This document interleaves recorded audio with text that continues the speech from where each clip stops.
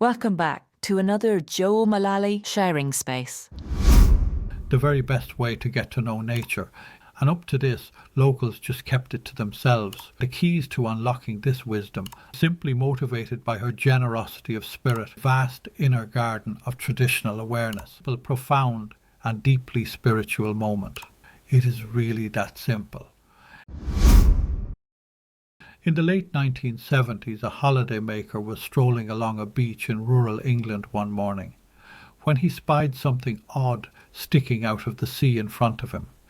He moved forward to get a better look. Slowly he took it all in. There in front of him was a large circular array of old wooden pillars rising from the sea above the waves. And most fascinating of all, at the centre stood the trunk of a big oak tree, which was turned completely upside down, so that its roots reached out to the sky. Once he got home, out of sheer curiosity, he contacted the National Trust to find out more about it.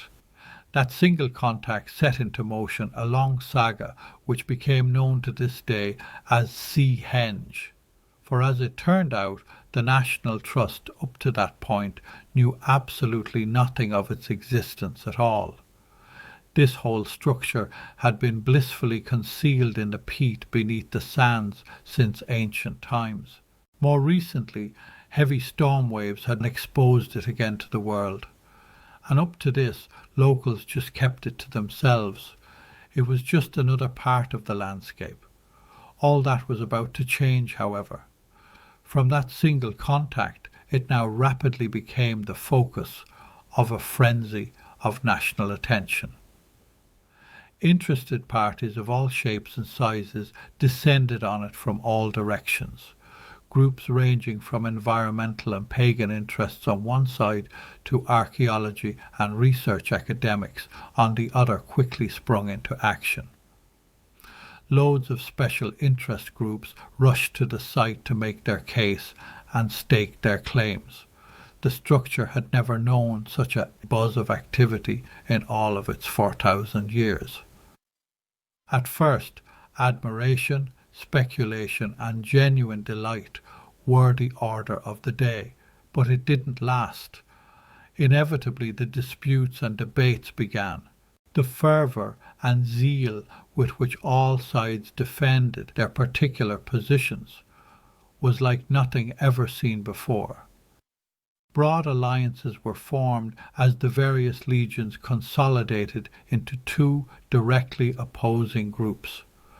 On the left of the battlefield stood the brotherhood of environmental and pagan interest groups, strongly arguing that the site should be left absolutely untouched.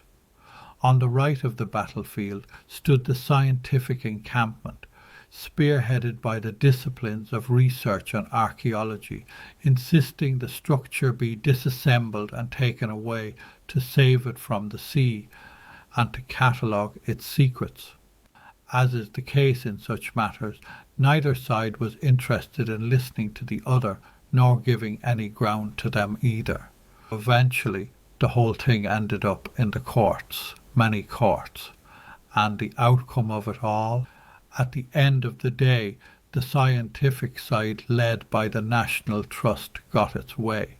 The court ordered that the structure be dismantled and taken away for preservation. Finally, the monumental day of the removal itself arrived, with many protesting interest groups gathered at the scene, as you can imagine. New Age pagan demonstrators, in their customary manner of defiance, secured themselves resolutely to the top of the centrepiece, clambering among the roots, curiously unaware, it seems, of the damage and disrespect they themselves were now inflicting on the very treasure they were claiming to defend. In any case, eventually the demonstrators were all cleared away, their protests made, their television interviews given, and the moment came for the work itself to get under way in earnest. The woman archaeologist who was leading the project explained to a documentary film crew covering the event how patient and gentle the work had to be in this case. With a genuine concern, she explained in clear terms the care that was needed for each wooden piece, and particularly the upturned oak trunk. They had no way of knowing, because of its great age and the long time it spent under water, if the whole thing would break apart when the effort was made to lift it away from the ground. Everyone held their breath, as first wrapping material and then strong metal chains were secured in place around the trunk. After one last check, the order was given to lift. Apart from the possibility that it would break apart, there was also anticipation and excitement as to what might be found under the trunk when it was finally lifted away. Miraculously, after 4,000 years resting in place, the upturned oak rose intact and lifted clear of the earth perfectly in one piece. Looking into the remaining socket confirmed that there was nothing exotic there at all, save the material of the recess itself. It was at this very point that a woman who had been watching everything quietly from a distance slowly moved forward through the crowd. She walked up completely unnoticed. She was from no special interest group or anything. She wore no badge and she bore no title. She was simply motivated by her generosity of spirit and her sense of connection with the land. Presently, she touched the leading archaeologist on the shoulder, and the woman instinctively turns around. Their eyes met, and slowly both women smiled. "If it is not too much trouble," she began, "could you please place these few flowers in the space where the oak trunk was sitting? If it is too much trouble, just say so, and I'll understand." With that, she took the small bunch of wildflowers she was carrying and offered it quietly to this woman, now waiting to receive them. The archaeologist accepted them graciously without a thought. Then she carried them forward quietly, bent to her knees, and carefully placed them as an offering in the centre of the recess. It was a simple, profound, and deeply spiritual moment. Mysteriously, all the chaotic, anxious energy in the place settled. All the highly charged emotions and confusion in both the place and the people lifted and dissolved in response to this timeless traditional act of simple acknowledgement and veneration. Everyone stood in the stillness and peace that blessed the place. After this pause, the work continued. All the pieces were collected and taken away, examined, tested, labelled and catalogued to be preserved in the usual manner. Much was learned through this process, and some of the parts themselves were finally placed in a local museum in Norfolk. They can still be seen there to this day. Following the whole episode, the television crew held their last one-to-one interview with the leader of the project herself. During this, they asked her if she would do anything differently if undertaking such a project again. She paused for a moment before candidly remarking that she hadn't fully appreciated the personal importance of the spiritual aspect when working with ancient monuments such as this. She went on to remark how the warmth of the woman with the flowers and her own simple act of placing them in the recess had brought this all home to her so strongly. The sacred spiritual stillness that came over her as she left those flowers in place was like nothing she had ever experienced before. It gave her a whole new awareness of the spiritual importance these monuments had for those ancient peoples who were no longer here anymore. In the scientific world in which we live, there are many fine technical advances, but in truth we have paid a great price for our modern, strictly ordered way of life. Most people no longer have the traditional sense of being in the land. Instead, they walk on the land and on each other too some of the time. The land has become alien and distant to many people. In a survey carried out some time ago into reservations people have about buying organic produce, The number one misconception they found was that organic vegetables and so forth were both unclean and dirty. Cleanliness and proper hygiene are absolutely to be applauded, but many people have lost all balance of perspective in these matters. Moreover, by preying on people's natural sensitivity around health matters, consumer marketing has amplified normal common sense into a veritable paranoia of super germ proportions. At the extremes of this mindset, it is far better to watch panoramic nature serials on the TV rather than get your hands dirty in the garden.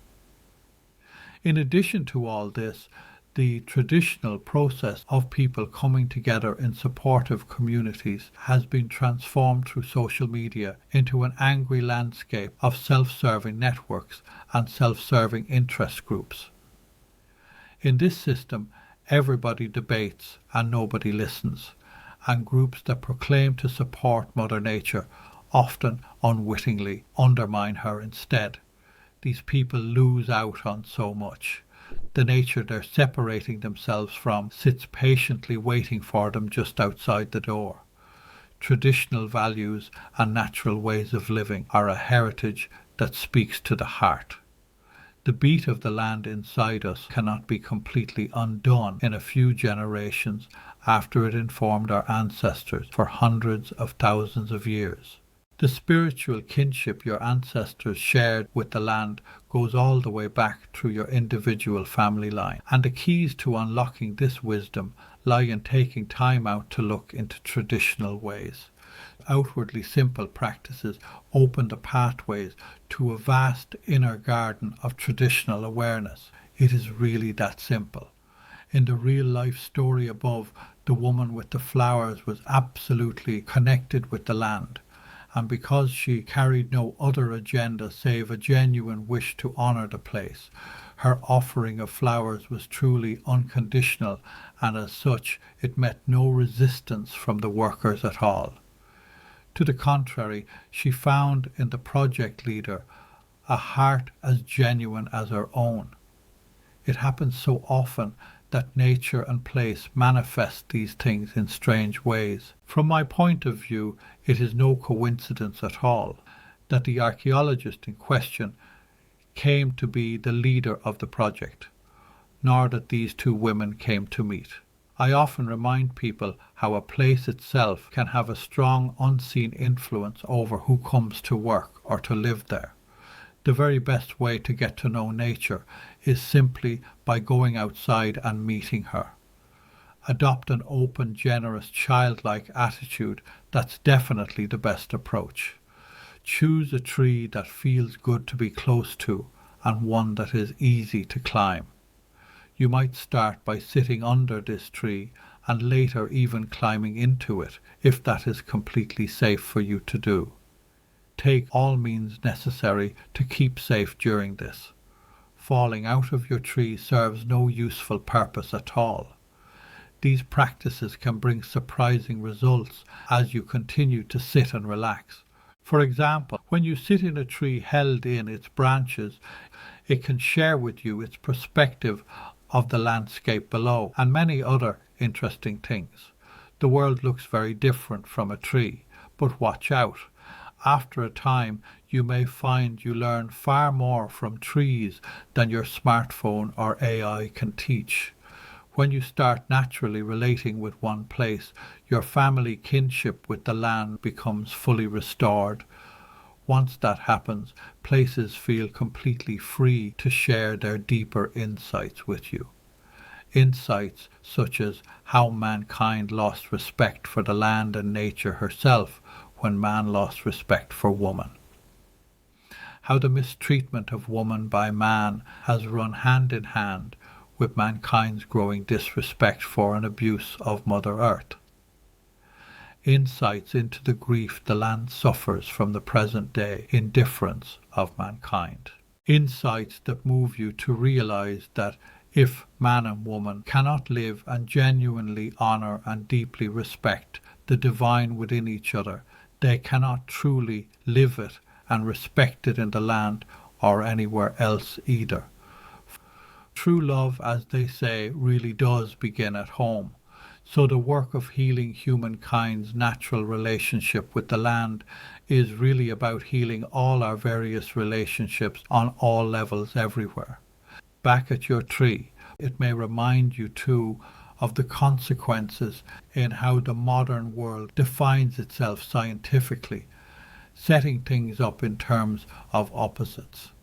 You may come to see how this sows the germ of conflict in society at all levels. The Christian is in opposition to the pagan. The city dweller is in opposition to the farmer. The medical doctor is in opposition to the holistic therapist. Rational thinking is in opposition to intuitive knowing. And so the list goes on and on. And for one side to win, the other side must lose. It's a tragic error, to be sure. The truth of it is, everything by its nature creates its own complementary, not its opposite. This understanding of complementaries is the great teacher of how each of us learns about the other by honouring and exploring difference. Each one learns deeply about themselves in appreciating, honouring and respecting others who differ from them. Indeed, without this natural inclusiveness, no real happiness or peace is possible at all. There is a whole traditional world of difference between cold mutual tolerance and warm mutual respect. There is a story told about how the Buddha himself was sitting on a mountaintop one day, looking down at the valley below and chuckling to himself. In the valley he saw all these people running around enthralled, each one waving a little piece of shiny glass. A disciple came up and asked why he was laughing and chuckling so much. The Buddha answered softly, "Look down into the valley there. Look at all those people running around, each with their own bit of shiny glass. Truth is a mirror which has been smashed upon the earth. Each one of those people has found a precious little piece of it. Yet, so many of them think they have found the whole mirror." When we pool all our insights and cultures together and remain truly open to various traditions, systems and views, we all learn so much more. Everybody has something valuable to contribute. Everyone has something worthwhile to teach. I myself feel it is most unfortunate when people rigidly insist that any one particular system or one particular tradition is the only way that works. They miss out on so much learning opportunity. No one method or system has all the answers, just as there is no one perfect flower or no one perfect piece of music. Traditional wisdom shows us that at the level of the open heart, we all complement each other beautifully. So I warmly encourage you to keep an open heart and an open mind in all your discussions with your trees.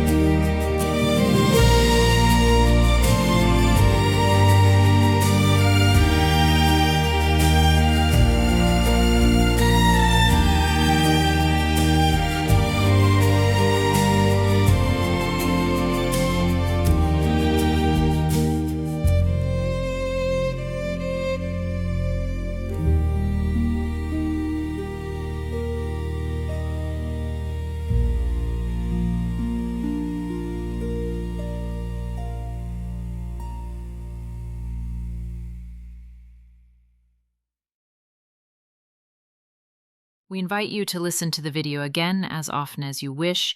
Also, please feel free to share this program with anyone you feel may enjoy it too. Thanks so much for watching.